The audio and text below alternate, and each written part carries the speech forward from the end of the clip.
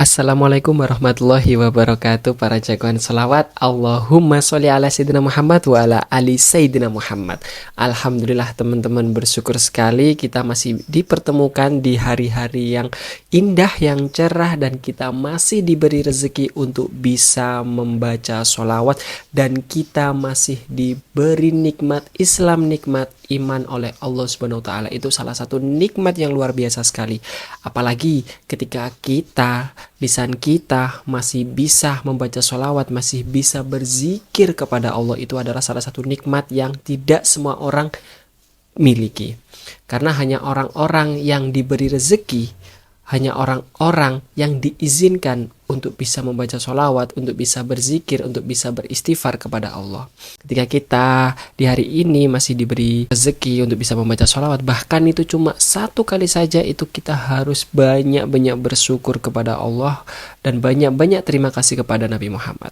Teman-teman, jadi gini, saya ingin sedikit cerita salah satu keberkahan sholawat yang luar biasa sekali. Salah satunya adalah lunasnya hutang dengan berkah sholawat yang ia baca.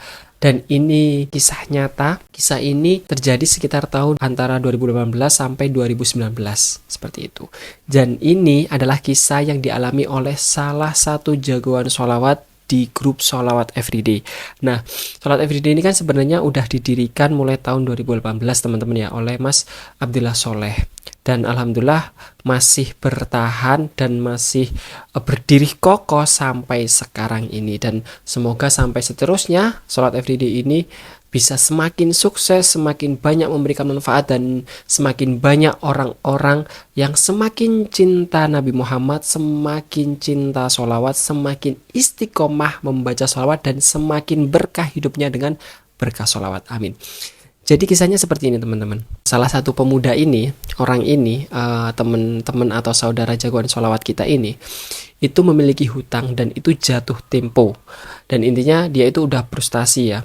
Dan memang sebelum-sebelumnya dia itu gemar baca sholawat, sudah ikhtiar jalur langit lah, perbanyak sholawat, khususnya dia itu mengamalkan sholawat nariyah. Bacaan nariyahnya itu banyak sekali gitu loh, karena memang hajatnya besar, hajatnya banyak. Salah satunya adalah masalah hutang piutang itu. Nah, ketika jatuh tempo, dia itu merasa putus asa gitu loh. Akhirnya si pemuda ini itu jalan dari suatu tempat, terus mampirlah dia ke sebuah warung. Entah warung makan atau warung kopi seperti itu ya. Dia duduk di situ gitu loh. Dia merenung, diem, karena merasa putus asa. Ini hutangnya udah jatuh tempo, gimana dia mau bayar hutang-hutangnya ini beserta bunganya. Saya lupa hutangnya berapa, tapi banyak. Insya Allah di atas 10 juta kok, besar hutangnya itu. Tapi pada zaman itu belum ada pinjaman online. Insya Allah nggak ada pinjaman online gitu loh, belum ada gitu loh. Dia berada di warung, entah warung mangan atau warung kopi itu.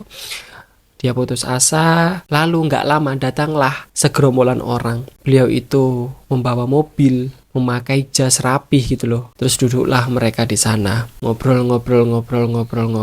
Ternyata orang-orang segerombolan orang itu mau meeting dengan klien gitu loh. Dan itu kliennya itu sebuah perusahaan yang besar gitu loh. Dan itu salah satu hal yang menjadi salah satu sumber, bahwasanya sumber penghasilan bagi orang-orang itu untuk mendapatkan uang. Mereka diskusi di sana.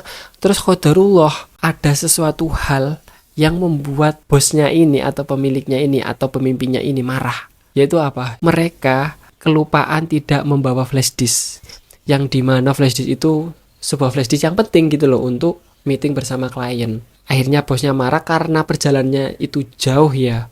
Bosnya marah kepada anak buahnya itu. Terus terdengarlah sama si pemuda ini. Nah, sebelumnya ya, jadi beliau ini butuh flash disk untuk presentasi.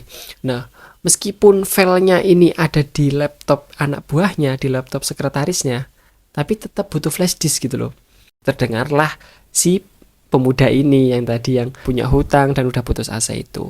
Akhirnya si pemuda ini, qadarullah, beliau juga membawa flash disk di dalam tasnya. Ya nggak tahu flash disk apa ya, tapi akhirnya beliau ini menawarkan gitu loh. Saya punya flash disk, tapi flash disk bekas. Terus si pemimpinnya ini menawarkan untuk membeli flash disknya itu. Awalnya pemudanya mengiranya mungkin dibeli cuma 50.000, 100.000 karena ya flash disk biasa, flash disk bekas gitu loh.